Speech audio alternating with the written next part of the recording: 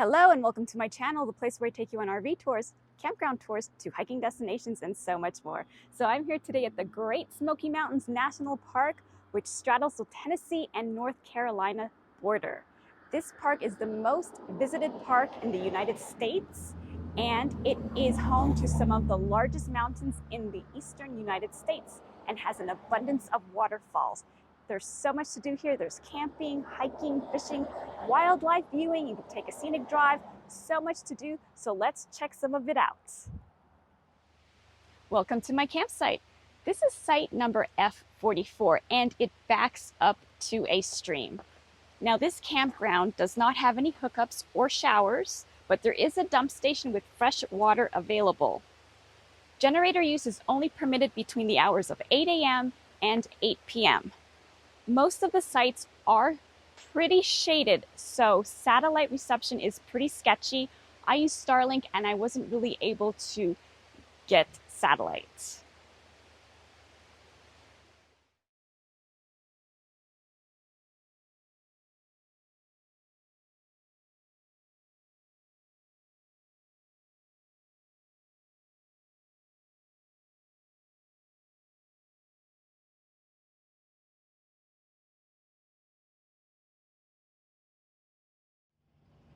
Just 5 miles from the campground, you can grab some groceries. There's lots of food, restaurants, and gas, and some little trinkets and craft shops. Plenty to do even outside of the park.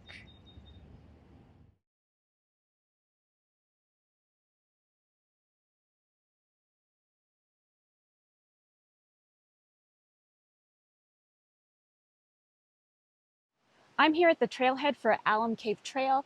It can take you to Arch Rock in 1.4 miles, Alum Cave Bluffs in 2.3, and Mount LeConte in 5.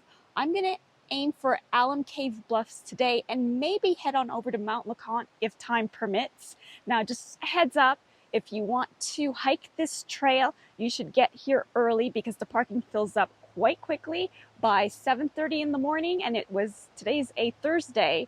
It was packed. There were no parking spots available. So let's get hiking.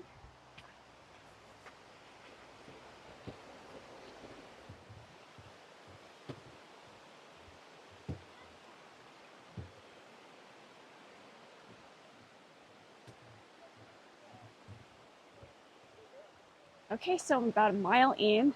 We've been following this stream along the trail, and we have about 300 feet of elevation gains.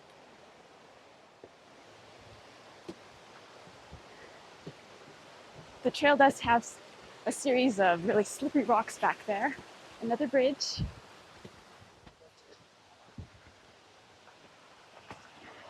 Another beautiful bridge.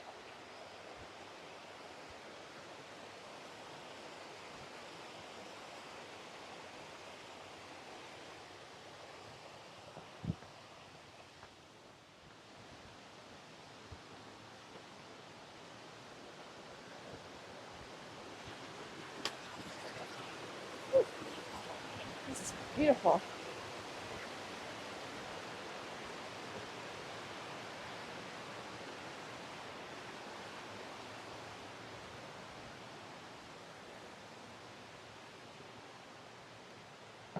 Wow.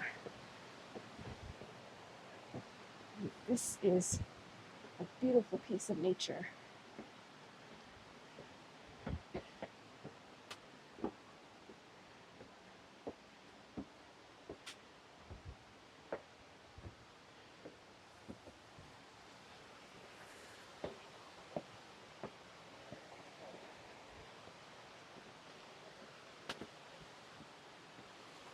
A little waterfall there. A little bit of a view.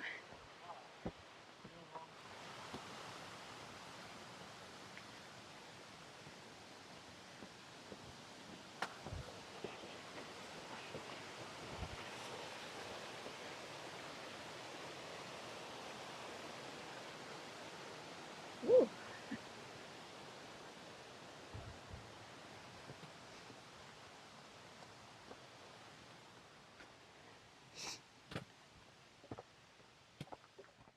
So I'm now at 2 miles in, 855 feet of elevation gained. So that second mile is a little more strenuous than that first mile. Check out the views. There's even some blooms up here. This is just pretty. Wow, so let's keep going. Just before you get to the cave, there's a patch of jagged slippery rocks, and they put this cable here so you can hold on to it if you need to.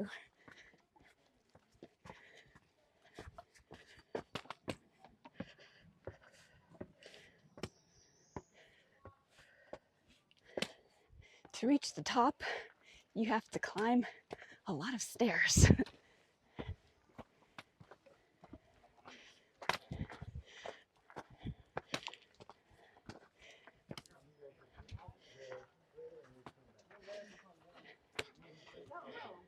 So I made it to Alum Cave, and it was about 2.3 miles, 1,100 feet of elevation gained. And take a look. Alum Cave is actually a really large rock outcropping, but it's still so fantastic to see.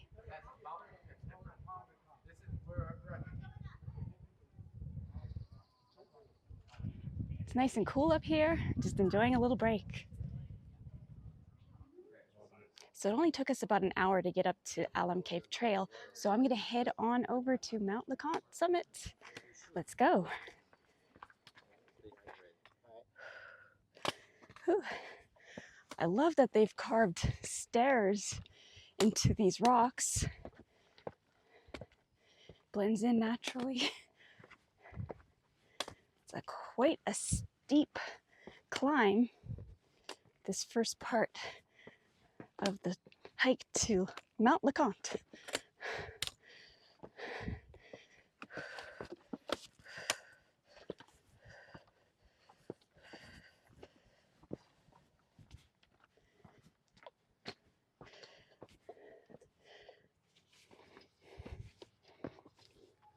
So there is a lot of this treacherous, slippery rock on this trail, and they have put this cord to help out.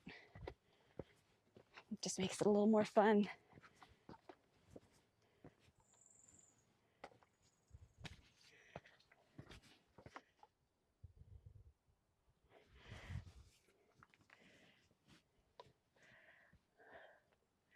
All these beautiful blooms. Oh, so pretty. It's a pretty hike. In quite a few spots, the trail does get narrow and there's a steep drop. Okay, I am now at 3 miles in and about 1,350 feet of elevation gained. And it has actually started going downhill a little bit, and it has flattened out also. So you know we're going to be going up again soon. Oh wow, check out that staircase.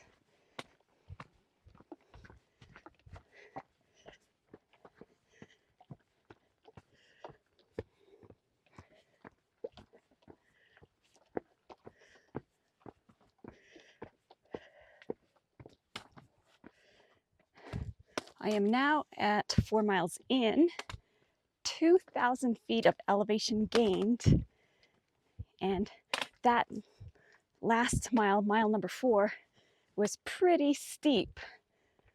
So you might have to go at a slower pace. But I'm really enjoying this hike. That is quite a steep drop. Make sure you cling to the side here.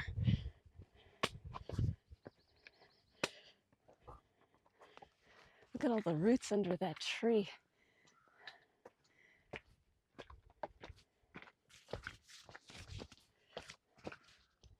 This is why they call it the Great Smoky Mountains. Check out that view.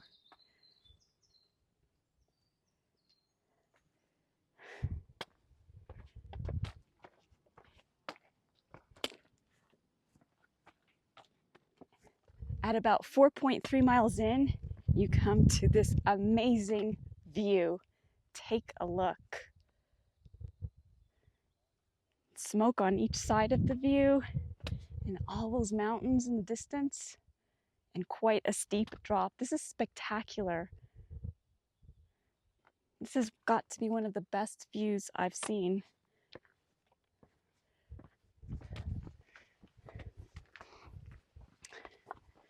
This squirrel has been headed up the trail to Mount LeConte with us for the past at least a half mile or so.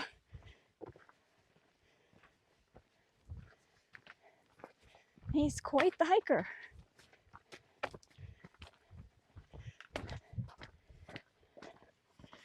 Wow.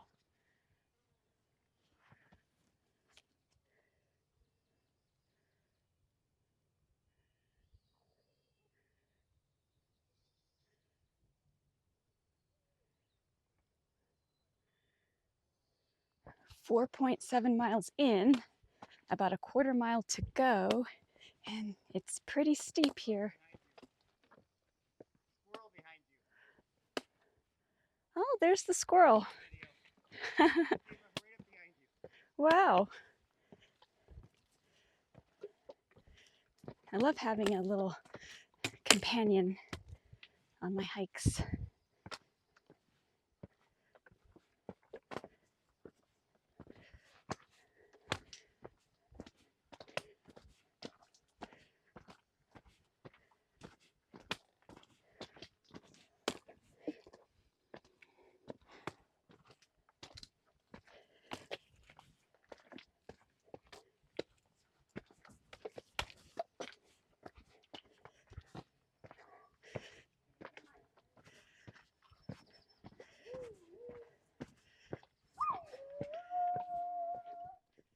Just a little past the lodge, you come across these trail markers. You have to go a little bit further if you want to have the overlook, and then you have to go about 0.3 miles further. So there's going to be a sign a little bit ways down, and then you turn right. There's also water available down that trail.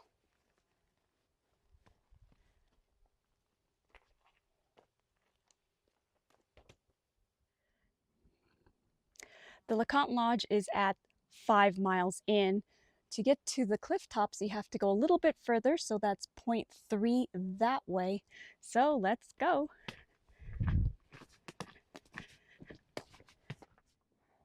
I'm now at 5.59 miles, about 2,700 feet of elevation gained, and the views just keep getting better and better.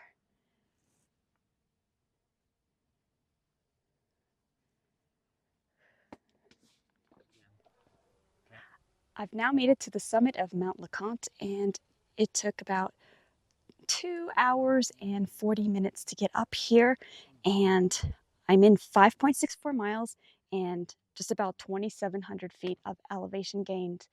But check it out, it's totally worth it.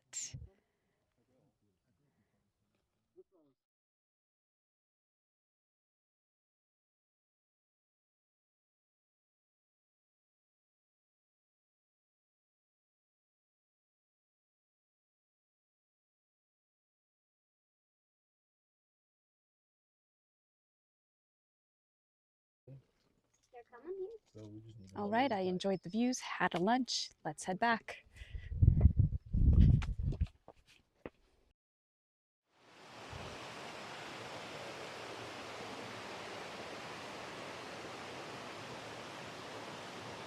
Wow.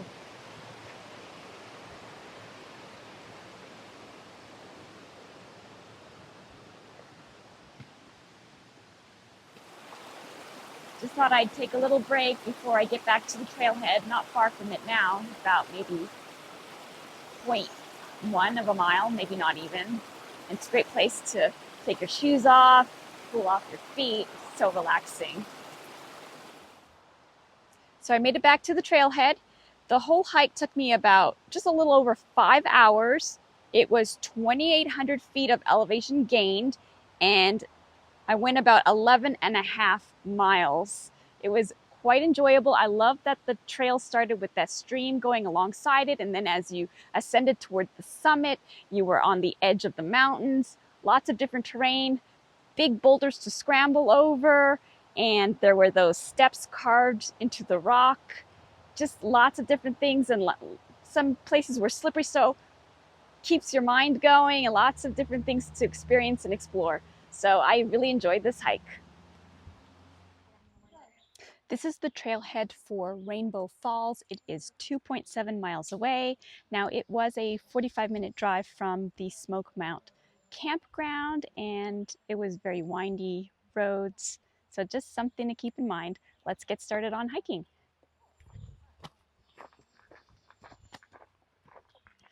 Okay, so I'm now about a mile in, just a little over 600 feet of elevation gained, and the trail has been pretty rugged, lots of rocks in the path, but it's very pretty so far. There's cascading water along the side, and there's not really any steep drop-offs right alongside the trail, so you don't have that danger or hazard. So let's keep going. I am at almost 2 miles in, at about 1,100 feet of elevation gained, and look at this awesome bridge. Wow, this is something. This is spectacular.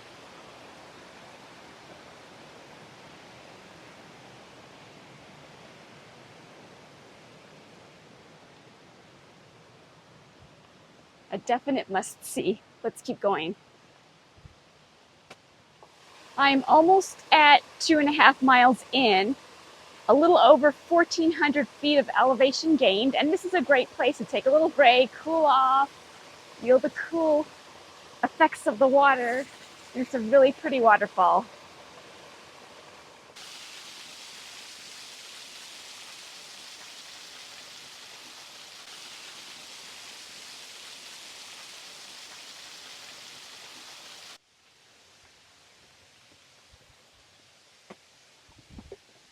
A little bit of water rock hopping here. Another waterfall.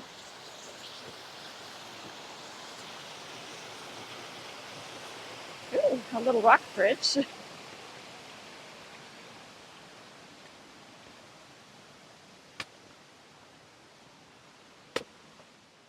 Okay, well, this is it. I made it to Rainbow Falls. I'm about 2.9 miles in and just about 1,600 feet of elevation gained. So let's check it out. It appears if you want to get closer to the falls, you have to do some rock scrambling. Let's go.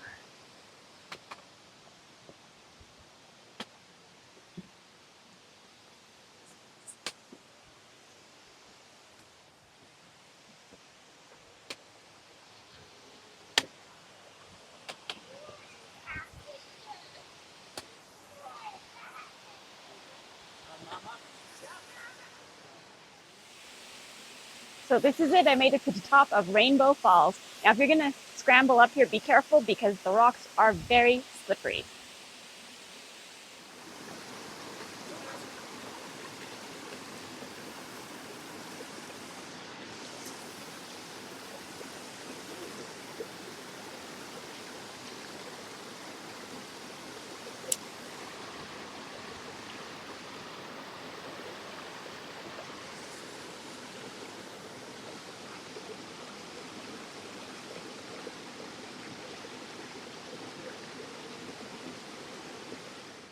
So I'm back here at the Rainbow Falls trailhead. I've completed about 5.57 miles, 1,600 feet of elevation gained. It took me about 2.5, a little under 3 hours to do everything total, and that included the rest. Now, this was a very enjoyable hike. It is pretty rugged though, but if you take your time, you should be okay. I saw lots of kids on the trail. The rocks do get slippery. There is some water trickling through some of those rocks, and I truly enjoyed seeing those falls. And it is a great place. Once you get to the falls, it's a great place to take a rest, enjoy a snack, and just enjoy the cool air. And overall, I really loved this hike. So thank you so much for joining me. Right now I'm at Newfound Gap, and I'm going to start here at the Appalachian Trail. So let's get started. I am now about a mile in, 475 feet of elevation gained. It's been pretty much shaded for the most part. The trail is rugged, lots of stumps and rocks. It does get muddy in certain areas. You see a little stream flowing through the rocks every now and then. A little bit of a somewhat challenging hike, but not too bad.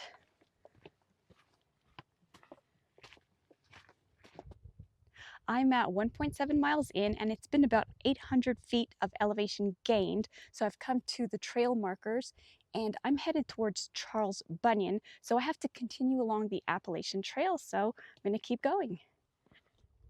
I am now about 2.7 miles in with about 1,100 feet of elevation gained. I've hit some trail markers, and I'm headed towards Charles Bunion. So 1.3 miles this way.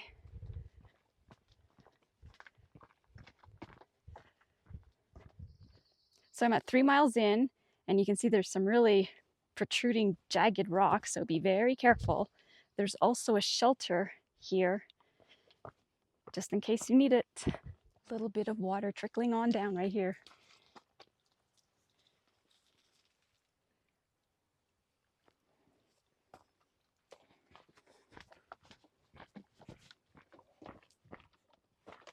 I've come upon a part of the trail where there's lots of slippery, wet rocks.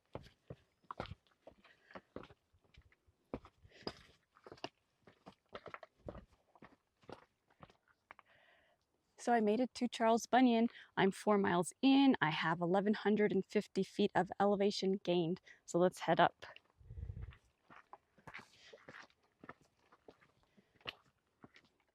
Take a look at some of these views.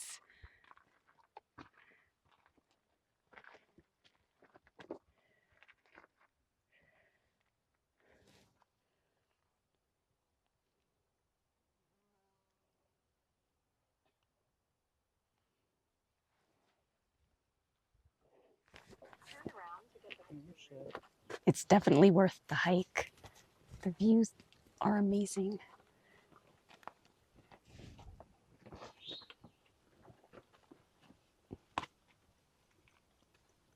All right, so I'm back here at the beginning of the trailhead, completed a total of 8 miles with about 1,850 feet of elevation gained. It took me just a little under 3.5 hours to do the whole trail.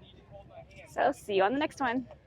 The Great Smoky Mountains National Park offers quite a few historic sites to visit, so I'm going to check out the Mingus Mill.